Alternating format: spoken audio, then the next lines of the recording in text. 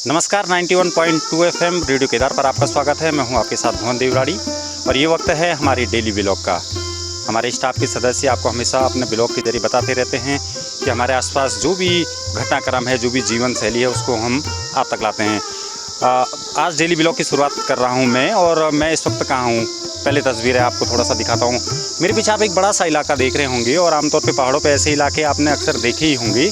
तो ये उखीमठ तहसील है, रुद्रप्रयाग की जो उखीमठ तहसील है उसका ये पूरा क्षेत्र है।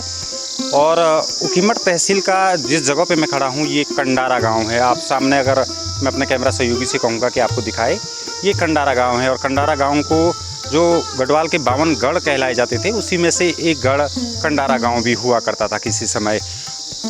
मैं हूँ इस वक्त कंडारा गाँव में स्थित राजराजेश्वरी मंदिर में। राजराजेश्वरी मंदिर यहाँ पे है कंडारा में, और अपने आप में बहुत बड़ी धार्मिक मान्यताएं हैं। बहुत दूर दूर से लोग यहाँ राजराजेश्वरी माँ के दर्शन करने आते हैं। मेरे साथ दो खास मेहमान भी हैं। एक मंदिर के पुजारी जी हैं जो पासवा भी हैं खासतौर पे, और मंदिर में जो भी आयोजन होते हैं उसमें सबसे मुख्य भूमिका में होते हैं। और दूसरे गुरु जी हैं, रिटायर हो चुके हैं। अभी आपसे परिचय भी कराएंगे, पर सबसे पहले सर आपसे हमने बात की थी। राजराजेश्वरी मंदिर है, मान्यताएं आपने बताई कि 52 गढ़ों में से एक गढ़ है कंडारा, और उसी को लेकर है। थोड़ा अगर मंदिर के सामने वाला ये जो हिस्सा हम सामने देख रहे हैं, इसको थोड़ा सा आप बता पाएँ हमारे लिए, कौन सा हिस्सा है? ये देखो सामने केदार जी की पहाड़ी है, वो बर्फ जी, वो बर्फ है ना जो दिख रहा, वो जो काला सा दिख रहा है, उसके ठीक अंदर केदारनाथ जी है। और ये सामने काली शिला है, जहाँ से बोलते हैं देवियों का प्रादुर्भाव हुआ था। वो काली जो प्रकट हुई थी काली मठ की, वहीं से हुई थी। तो पूरा वहाँ बुग्याल भी, वहाँ मृणी माहेश्वरी, वो पूरा हिमालय क्षेत्र दिखता है यहाँ से। ये जलई गांव है, सामने वो जो है गमार है, नाग जगई है, सामने बिरौं है, वो सामने बसु केदार है। ये बसु केदार है, ये सामने बिल्कुल सामने बसु केदार जी है। तो ये पूरा इलाका है। अगर आप केदारनाथ यात्रा पे आए हों पहले, या आने का प्लान कर रहे हो, तो ये केदार घाटी है। और सामने भगवान बाबा केदारनाथ, जो हम अक्सर अपने बातों में कहते हैं कि रुद्रप्रयाग बाबा केदार के आशीष से लहलाती जगमगाती। मेरे साथ गुरुजी हैं। सबसे पहले तो सर आपका थोड़ा सा नाम हम जानना चाहेंगे। मेरा नाम है विक्रम सिंह राणा। मैं यहाँ पर इस इंटर कॉलेज में 28 साल मैंने नौकरी की है।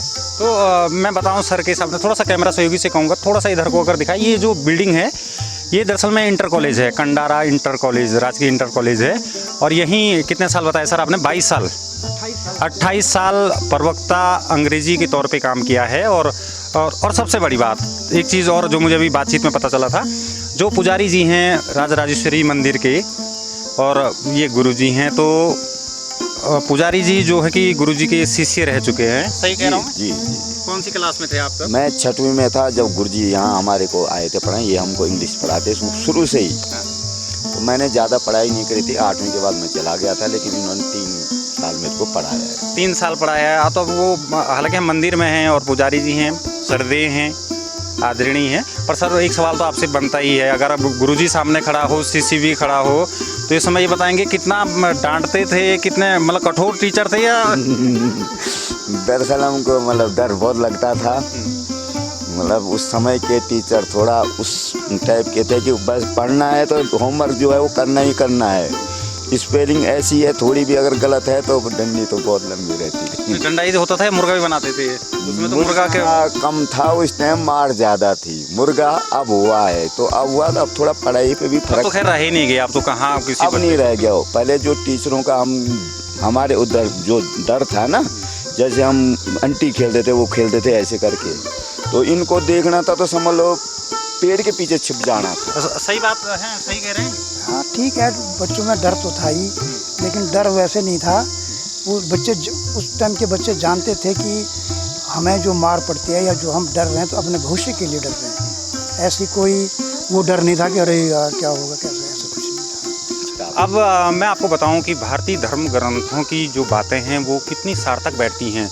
अक्सर आपने सुना होगा कि माता पिता गुरु देवता, यानी अगर आप अनुशासन के दायरे में रहकर सम्मान की दृष्टि से देखें तो सबसे पहले माता, फिर पिता, फिर गुरु, फिर देवता।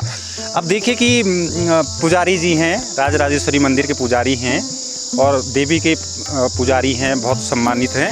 लेकिन आज उनके गुरु आए हैं, तो अब इस समय वो अपने गुरु की सेवा में, मैं देख रहा था अभी चाय वगैरह तुरंत आपने बनवाई। हालांकि देवी की भी पूजा उसी आस्था और धार्मिक है और वो है, लेकिन देखिए कि मतलब जो माना जाता है ना कि गुरु का पद देवता से भी पहले है, तो ये सही कह रहा हूँ मैं? जब भी यहाँ पर आते हैं तो इनको चाय पानी वगैरह पूछते रहते हैं। ये गुरु जी ऐसे थे, अभी भी हम बोलते हैं वैसे गुरु मिलने अब बहुत मुश्किल है।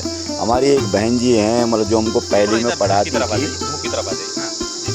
वो हमको पढ़ाती थी, तो जैसे 100 होते थे, 100 तालवी 100 दंती 100 और मुर्गो जीभ को घुमा करके बोलते थे। हमको भी जीभ वैसी करनी पड़ती थी। तालवी 100 तो तालवी ऊपर लगाना, दंती 100 दांत से लगाने, मुर्दानी 100 जीभ को मोड़ना। अच्छा, उम्र बताइए थोड़ा अपनी कितनी है? मेरी है 55 साल है। 55। और सर आप? मैं तो ये 69 हो गया, मतलब 70 के आसपास। तो देखिए मतलब कितना पुराना रिश्ता है, और इस तरह की कहानियाँ, इस तरह के जो किस्से हैं ना, वो आपको उत्तराखंड के ही जीवन में मिल सकते हैं। और ख़ास तौर पे जिस तरह से सम्मान, अपने से बड़ों का सम्मान, अपने गुरुओं का सम्मान, तो यहाँ देखने को मिलता है। और मैं आया था कंडारा राजराजेश्वरी मंदिर के दर्शन करने, साथ ही अपने जो श्रोता हैं, दर्शक हैं, उन तक मंदिर के महत्व को पहुँचा पाऊँ, उसके धार्मिक महत्व को दिखा पाऊँ। लेकिन जब गुरु और शिष्य मिले तो मुझे लगा कि राजराजेश्वरी के भी हम आपको दर्शन करा रहे हैं, उनको भी हम आपको दिखा रहे हैं, उनका महत्व भी बताएंगे, कंडारा गांव के बारे में बताएंगे। पर पहले देखिए कि एक गुरु जो कि रिटायरमेंट के बाद लगातार मंदिर में आते हैं, पूजा पाठ करते हैं, और वही उनके शिष्य जो कि मुख्य पुजारी हैं राजराजेश्वरी मंदिर के, और दोनों में संबंध आज भी वही गुरु शिष्य का है। ये नहीं कि वो एक भक्त के तौर पे आए हैं, जो शिष्य हैं वो पुजारी हैं, तो ऐसा नहीं कि पुजारी ये कहें कि नहीं आज आप भक्त हैं, उनको लिए अभी भी गुरु हैं और हमेशा गुरु रहेंगे। ठीक है, बिल्कुल सत्य वचन है। हमारे जितने भी गुरु थे वो आदरणीय हैं। उन्होंने इस स्कूल के लिए अपना तन मन, यहाँ तक कि धन भी लगा रखा है, उस समय के जो गुरु थे। तो सर अब एक चीज़ थोड़ा आपसे भी जानने को मिलता है ना, बहुत सारे लोग, सोशल मीडिया का ज़माना है और किस्से कहानियाँ बड़ी निकलती हैं, पहले उतनी बातें नहीं होती थी। अब कहीं ना कहीं लोग शिक्षकों पे भी उंगलियां उठा देते हैं। एक दौर हुआ करता था कि बच्चा घर में नहीं बताता था कि आज स्कूल में क्या हुआ, क्योंकि उससे दोबारा मार पड़ती थी कि ठीक हुआ। अब तो छोटी छोटी बातों पे ही शिक्षकों से भी लोग सवाल जवाब, तमाम तरह के जवाब मांग लेते हैं। बदला है कुछ वक्त। अब मैं सच्ची बात बोलूं, कमी कुछ शिक्षकों में भी आ गई और कमी विद्यार्थियों में भी आ गई और माँ बापों में भी कमी आ गई। मैंने ये त्रिकोणीय कमी है जो आज हम ये स्थिति देख रहे हैं कि बच्चा जो है उत्श्रृंखल होता हुआ जा रहा है। टीचर भी जो है अपना मैंने वेतन समझ लो कि लेने के चक्कर में वह चलो जी चल रहा है, और माँ बाप भी ये सोच रहे हैं कि यार क्या करना है बच्चा। मैंने ट्यूशन, आप यहाँ तो खैर उतना नहीं है, लेकिन मैं बाहर देख रहा हूँ आप कि ट्यूशन पे ट्यूशन।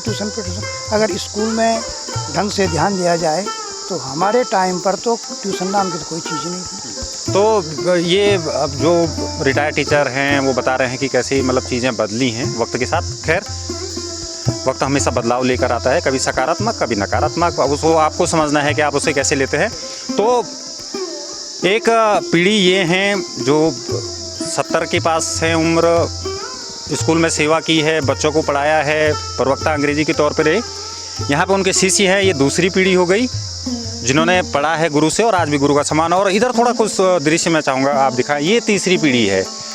और ये एक दौर होता है, जैसे लोग कहते हैं ना कि समय गुजरता जाता है, तो किसी दौर में ऐसे ही ये सब लोग भी गए होंगे जो टीचर हैं और जो हमारे खासतौर पे मुख्य पुजारी जी हैं, ऐसे ही बच्चों की तरह ऐसी यादें आती है आपको? ऐसी रहे अभी भी याद आती है। हम वहाँ पे पढ़ते, पहले वहाँ टिन का होता था ये, तो वहाँ भी पढ़े हुए हैं हम, बैठते थे। तो उस टाइम इतनी सुविधा भी नहीं थी। पार्टी और डिब्बा नहीं, यहाँ तो कॉपी थी। अच्छा। पार्टी होती थी हमारी प्राइमरी में, प्राइमरी में प्राथमिक विद्यालय में, वहाँ पार्टी होती थी।